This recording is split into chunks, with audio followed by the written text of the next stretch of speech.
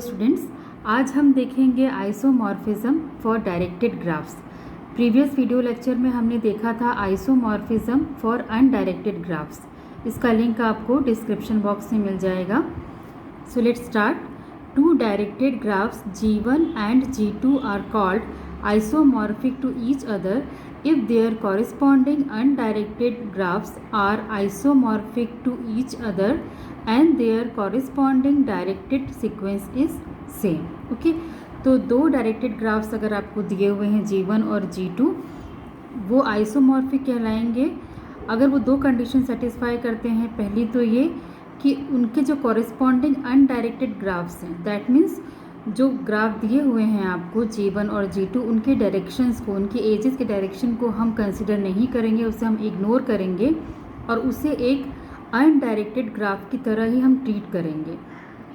तो इस तरह से दोनों के जो कॉरेस्पॉन्डिंग अनडायरेक्टेड ग्राफ्स हैं वो अगर एक दूसरे के आइसोमॉर्फिक हैं, और सेकंड कंडीशन है कि उनके जो डायरेक्टेड सीक्वेंस है, डायरेक्टेड सीक्वेंस देखने के लिए हम उनके डायरेक्शन को भी कंसिडर करेंगे, क्योंकि इस केस में हमको उनका इन डिग्री और आउट डिग्री निकालना पड़ेगा। ओके, तो ये दोनों ही कंडीशन अगर सेटिस्फाई होती हैं कि उनके जो कॉरेस्पॉन्डिंग अनडायरेक्टेड ग्राफ्स हैं वो आपस में आइसोमॉर्फिक हैं, और सेकंड दोनों ही ग्राफ्स के जो कॉरेस्पॉन्डिंग डायरेक्टेड सीक्वेंस है वो सेम हैं, तो उस केस में दोनों ही डायरेक्ट ग्राफ जो हैं वो आपस में आइसोमॉर्फिक कहलाएंगे। Okay, so let's see an example for this। देखिए G1 और G2 दो ग्राफ हमको दिए हुए हैं। Okay, check whether following digraphs are isomorphic to each other और नॉट। ओके, तो ये दो ग्राफ्स हमको दिए हुए हैं G1 और G2, हमको चेक करना है कि आइसोमॉर्फिक हैं या नहीं है।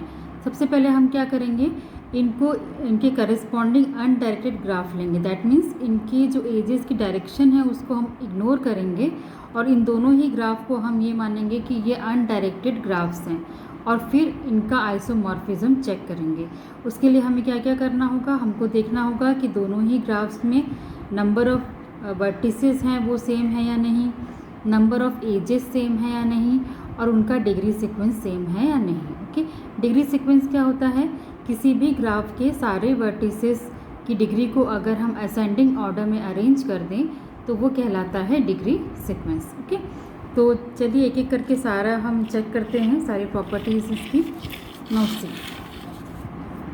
Number of vertices in G1, तो आप देख सकते हैं A B C D। Okay, तो number of vertices in G1 कितने हैं, 4, and number of vertices in G2 U V W X, इसमें भी हैं 4। ओके, अब नंबर ऑफ़ एजेस हम चेक करते हैं, तो नंबर ऑफ़ एजेस आप देखिए G1 में आपको नंबर ऑफ़ एजेस कितनी दिख रही हैं, 1 2 3 4 5 6 एजेस हैं और एक सेल्फ लूप है, तो टोटल 7 एजेस हैं।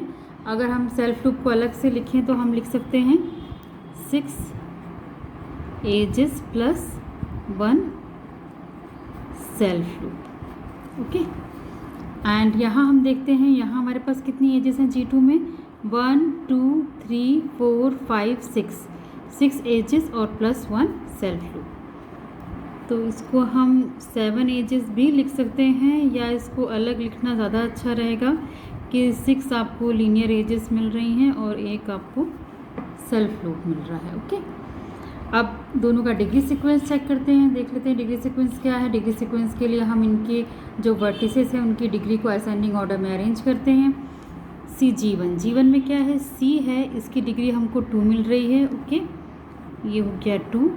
इसके बाद A की डिग्री हमारे पास है 1 2 3 4, B की डिग्री कितनी है 1 2 3 4, और D की डिग्री भी कितनी है हमारे पास 1 2 3 4, क्योंकि जो लूप है उसकी डिग्री हम 2 कंसीडर करते हैं। तो टोटल हमारे पास डिग्री सीक्वेंस क्या आ गया, 2 4 4 एंड 4। ओके, ये G1 के लिए आ गया। अब हम G2 के लिए चेक करते हैं।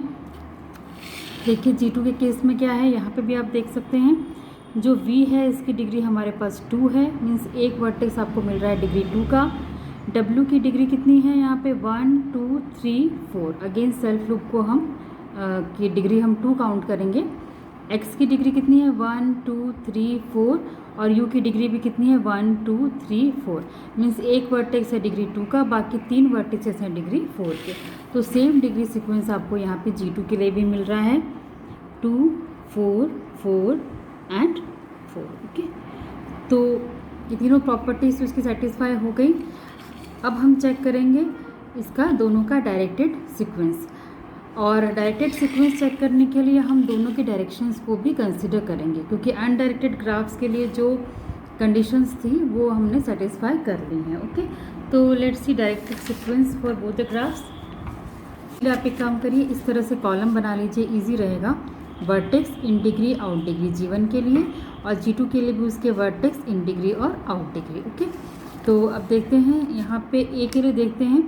ए की इन डिग्री कितनी दिख रही है हमको, ए की इन डिग्री 1 है और आउट डिग्री यहाँ पे 3 है। मीन्स जो बाहर की तरफ जा रहे हैं एजेस वो हैं 3 एजेस हैं जो बाहर की तरफ जा रही हैं, और एक एज है जो ए की तरफ आ रही है। ओके, तो क्या हो जाएगा यहाँ पे, ये हो गया हमारे पास ए जिसकी इन डिग्री हमारे पास हो गई 1 और आउट डिग्री हो गई 3।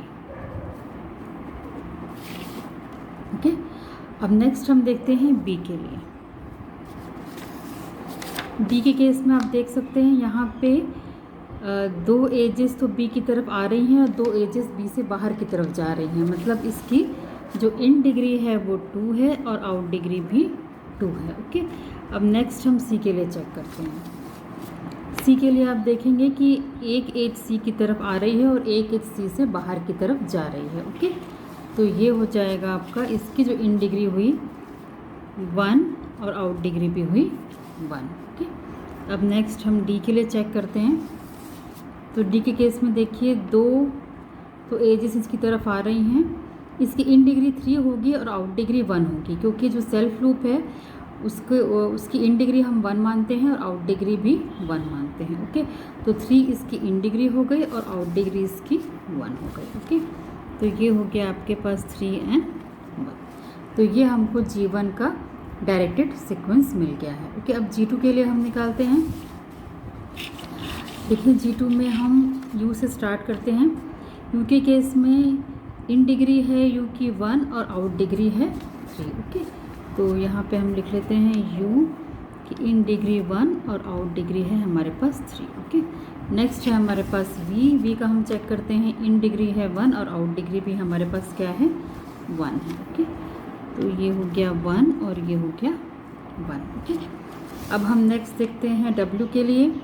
W में भी इन डिग्री है इसकी 3 और आउट डिग्री है 1। ओके, वही सेम चीज़ सेल्फ लूप के केस में इन डिग्री 1 और आउट डिग्री 1। ओके, तो इसकी इन डिग्री हो गई 3 और आउट डिग्री हो गई 1। ओके, तो ये आपका W का हो गया।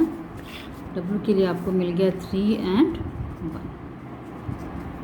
अब नेक्स्ट बचा आपका X। तो X के लिए देखें हम, X की इन डिग्री है 1 2 और आउट डिग्री है 2। ओके, तो इन डिग्री 2 है और आउट डिग्री भी 2 है। ओके, तो अब आप इन दोनों को आप ध्यान से देखें, इनके दोनों के डिग्री सीक्वेंस को। तो यहाँ पर हम देख रहे हैं हमको A का डिग्री सीक्वेंस मिल रहा है 1 3, तो A के करस्पॉन्डिंग हमको यहाँ पे U का डिग्री सीक्वेंस मिल रहा है 1 3। फिर B है, इसका डिग्री सीक्वेंस 2 2 है, means 2 in degree 2 out degree. तो यहाँ पे हमको जो B के करस्पॉन्डिंग मिल रहा है X है ना, X की भी 2 इन डिग्री है और 2 आउट डिग्री है, 2 2 का मिल रहा है। ओके, यहाँ पे C का देखिए, C की इन डिग्री 1 आउट डिग्री 1, तो यहाँ C के करस्पॉन्डिंग हमको V मिल रहा है जिसकी इन डिग्री 1 है और आउट डिग्री 1 है। और D के लिए आप देख सकते हैं D की डिग्री कितनी है आपकी, इन डिग्री 3 है और आउट डिग्री 1 है, तो इसके करस्पॉन्डिंग हमको W मिल रहा है जिसकी इन डिग्री 3 है और आउट डिग्री 1 है। ओके, तो हम इस करस्पॉन्डेंस को लिख भी सकते हैं। ओके, तो यहाँ पे A के करस्पॉन्डिंग हमको मिल गया U, B के करस्पॉन्डिंग हमको मिल गया X, C के करस्पॉन्डिंग हमको मिल गया V और D के करस्पॉन्डिंग हमको मिल गया W। ओके, तो हम देखते हैं कि इनका जो दोनों ही ग्राफ का डायरेक्टेड सीक्वेंस है वो सेम आ रहा है। दैट मीन्स G1 और G2 दोनों ही ग्राफ कैसे हैं, दोनों ही आइसोमॉर्फिक हैं। Okay, so G1 and G2 have same degree sequence, same directed sequence, hence they are isomorphic to each other.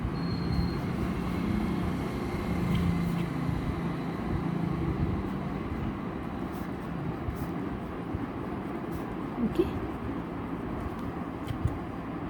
चलिए हम एक और एग्जाम्पल देखते हैं. Prove that following digraphs are not isomorphic to each other. Okay, ये दो graph आपको दिख रहे हैं, ये ऑलमोस्ट आपको सिमिलर दिख रहे हैं और हमको ये प्रूव करना है कि ये एक दूसरे के आइसोमॉर्फिक नहीं है. ठीक है, तो सेम प्रोसीजर में अप्लाई करेंगे. पहले इन ग्राफ्स को हम एज अनडायरेक्टेड ग्राफ्स ही हम ट्रीट करेंगे, इनकी डायरेक्शन को इग्नोर करेंगे और हम सारी इनके number of vertices, degree, edges, ये सब हम चेक करेंगे. ओके, तो हम देखते हैं number of vertices in G1. तो यहाँ देखिए U1, U2, U3, U4. Okay, तो नंबर ऑफ़ वर्टिसेस 4 हैं और यहाँ पे हमारे पास V1, V2, V3 and V4. तो यहाँ पे भी हमारे पास नंबर ऑफ़ वर्टिसेस 4 हैं. ओके, अब नंबर ऑफ़ एजेस देखते हैं. तो यहाँ देखिए G1 में 1, 2, 3, 4, 5, 6. तो यहाँ G1 में जो नंबर ऑफ़ एजेस हैं वो 6 हैं और यहाँ G2 में आप देखें 1, 2, 3, 4, 5, 6. तो यहाँ भी जो नंबर ऑफ़ एजेस हैं वो 6 हैं, सेम है. ओके, और आप देख सकते हैं कि इसमें हर वर्टेक्स की डिग्री 3 है. ये एक रेगुलर ग्राफ है, तो चारों ही वर्टेक्स की डिग्री इसमें 3 है और सेम इसमें भी है. ओके, तो इसका दोनों का डिग्री सीक्वेंस क्या बन जाएगा? G1 का डिग्री सीक्वेंस 3, 3, 3, 3. ओके, सिमिलरली यहाँ पे G2 का भी डिग्री सीक्वेंस हो जाएगा 3, 3, 3 एंड 3. ओके, तो दोनों का डिग्री सीक्वेंस भी सेम आ गया. अब हम चेक करेंगे इनका डायरेक्शन सीक्वेंस. ओके, तो डायरेक्शन सीक्वेंस के लिए सेम हम इस तरह से बना लेंगे. Column vertex in degree, out degree और यहाँ पे भी वर्टेक्स इन डिग्री और आउट डिग्री G1 और G2 के लिए. ठीक है, तो अब हम पहले ए के लिए चेक करते हैं, U1 के लिए हम चेक करते हैं. तो यहाँ पे U1 में आप देख सकते हैं इसकी इन डिग्री 2 है और आउट डिग्री 1 है. ओके, तो यहाँ पे हो जाएगा इन डिग्री 2, आउट डिग्री 1. अब U2 के लिए आप देखें तो U2 के लिए भी इन डिग्री 2 है और आउट डिग्री 1 है. ओके, तो U2 के लिए भी यहाँ पे हो जाएगा 2 एंड 1. ओके, अब U3 के लिए हम देखें तो U3 के लिए भी इन डिग्री है 2 और आउट डिग्री है 1. ओके, तो U3 के लिए भी हमारे पास 2 एंड 1. ओके, अब U4 के लिए हम देखते हैं तो U4 के लिए इन डिग्री इसकी 0 है और आउट डिग्री 3 है. तीनों ही जो एजेस हैं वो बाहर की तरफ जा रही हैं, एरो का साइन बाहर की तरफ लगा है. तो U4 में इन डिग्री 0 और आउट डिग्री 3. ओके, अब हम नेक्स्ट ग्राफ के लिए G2 के लिए चेक करेंगे. यहाँ हम V1 के लिए देखते हैं इन डिग्री है 2 और आउट डिग्री है 1. ओके, तो यहाँ पे हो गया इसकी इन डिग्री 2 और आउट डिग्री 1. ओके, अब हम V2 के लिए चेक करते हैं. तो V2 में आप देखें कि इसकी आउट डिग्री 2 है और इन डिग्री 1 है. ओके, तो V2 के लिए हो जाएगा इन डिग्री 1 है और आउट डिग्री यहाँ पे 2 है. ओके, अब V3 के लिए हम देखें तो इसकी इन डिग्री 2 है और आउट डिग्री 1 है. तो V3 के लिए हो जाएगा इन डिग्री 2 और आउट डिग्री 1. ओके, अब यहाँ V4 के लिए हम चेक करें तो V4 के लिए इन डिग्री 1 है और आउट डिग्री 2 है. ओके, तो V4 के लिए यहाँ पे इन डिग्री 1 है और आउट डिग्री हमारे पास इसकी 2 है. Okay, right. तो इस तरह से हमको इनका डायरेक्टेड सीक्वेंस मिल गया. अब देख सकते हैं कि यहाँ पे हमारे पास 2 और 1 कॉम्बिनेशन में मीन्स जिसकी इन डिग्री 2 है और आउट डिग्री 1 है. इस तरह के 3 वर्टिसेस हैं G1 में, U1, U2 और U3. बट यहाँ पे सिर्फ 2 ही वर्टिसेस हैं जिनके लिए आपको ये कॉम्बिनेशन मिल रहा है, जिनकी इन डिग्री 2 है और आउट डिग्री 1 है. और नेक्स्ट U4 में 0, 3 का कॉम्बिनेशन है, इसकी इन डिग्री 0 है, आउट डिग्री 3 है. पर यहाँ पे कोई भी ऐसा वर्टेक्स नहीं है जिसकी इन डिग्री 0 हो और आउट डिग्री 3 हो. तो दोनों का डायरेक्टेड सीक्वेंस है वो सेम नहीं आ रहा है, इसलिए दोनों ही ग्राफ आइसोमॉर्फिक नहीं है. Okay, so G1 and G2 do not have same directed sequence.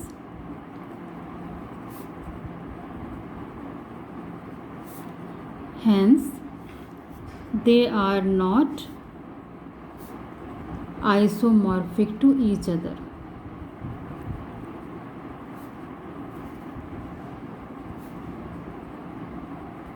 Okay, so ये दोनों ही ग्राफ यहाँ पे आइसोमॉर्फिक नहीं है। हमने दोनों तरह के एग्जाम्पल देख लिए यहाँ पर, एक आइसोमॉर्फिक थे और एक कॉम्बिनेशन, और दूसरा जो था वो दोनों ही आइसोमॉर्फिक नहीं थे। Okay, so I hope this lecture was useful for you, and please don't forget to like, share and subscribe my channel. Thank you.